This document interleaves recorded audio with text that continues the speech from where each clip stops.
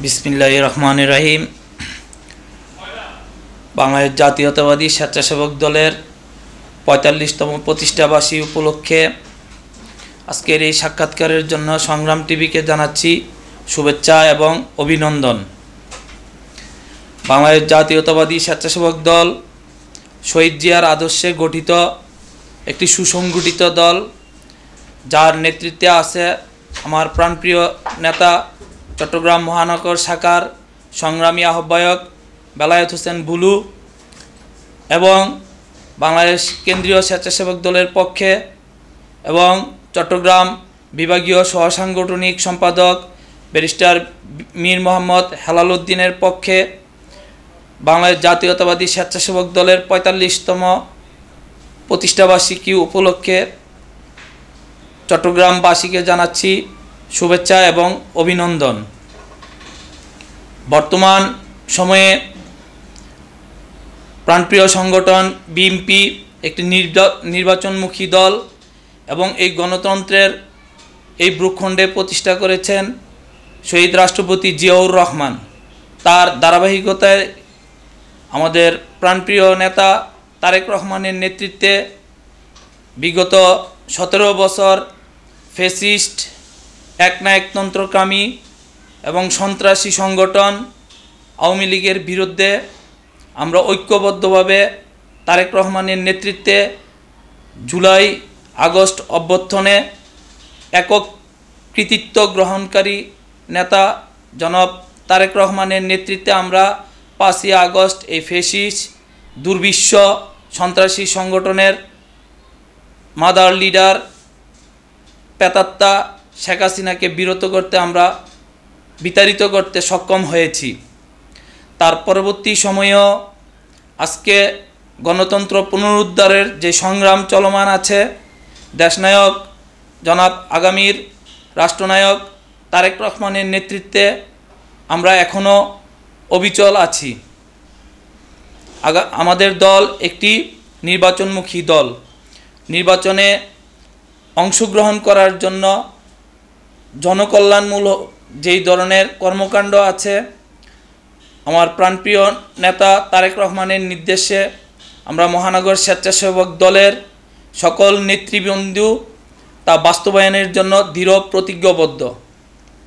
৭২ থেকে ৭৫ পর্যন্ত যে দুর্বিশ্ব রাজনীতির বীজ বপন করেছিল তৎকালীন প্রধানমন্ত্রী মুজিবুর রহমান শেখ মুজিব, তার পুনরাবৃত্তি হয়েছিল ২০০৮ সাল থেকে ২০২৪ সালের ৫ই আগস্টের পূর্ব সময় পর্যন্ত।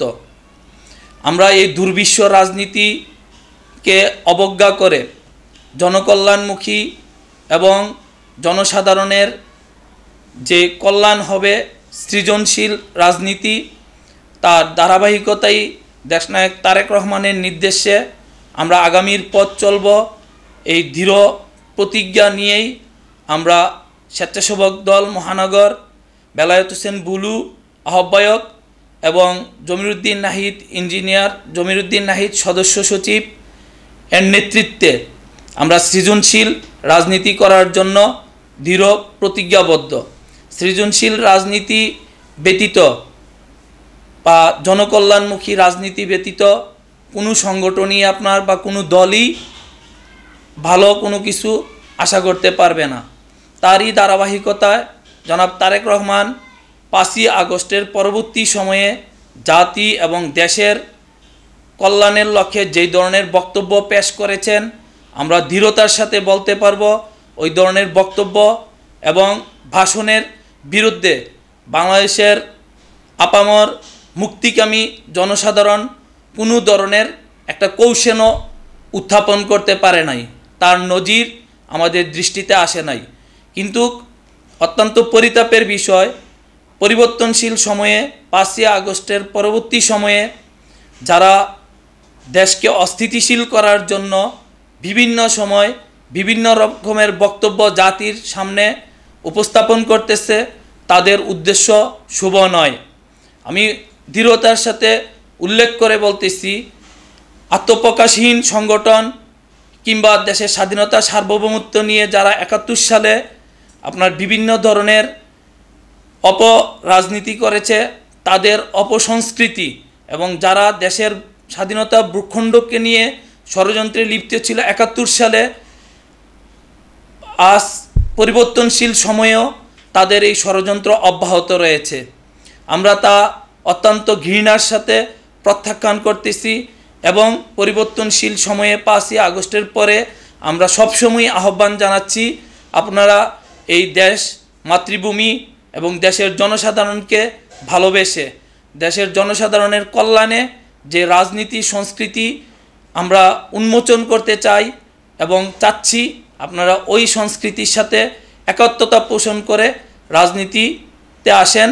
সবার জন্যই শুভ কামনা থাকবে এবং এই ৪৫তম স্বেচ্ছাসেবক দলের, আমার প্রাণপ্রিয় সংগঠন স্বেচ্ছাসেবক দলের ৪৫তম প্রতিষ্ঠাবার্ষিকীত আমি দৃঢ়তার সাথে এবং আত্মবিশ্বাসের সহিত এবং আমার প্রাণপ্রিয় লিডার ব্যারিস্টার মীর মোহাম্মদ হেলাল উদ্দিনের থেকে শিক্ষা নিয়ে বলতে চাচ্ছি, আপনারা রাজনীতিতে প্রতিযোগিতা থাকবে এবং বিতর্ক ডিভাইডেশন থাকবে, কিন্তু অন্তরালের ষড়যন্ত্রমূলক এবং যেটা মানুষের জন্য, এই সমাজের জন্য, এই রাষ্ট্রের জন্য, এই ভূখণ্ডের জন্য, এই সার্বভৌমত্বের জন্য হুমকি আসবে, ওইটা পরিহার করে গণতন্ত্রকে পুনঃপ্রতিষ্ঠিত করার জন্য যে সংগ্রাম আমার প্রাণপ্রিয় নেতা তারেক রহমান চলমান রেখেছে, তা সুদীর্ঘ করার জন্য আহ্বান জানিয়ে আমি আমার বক্তব্য শেষ করছি।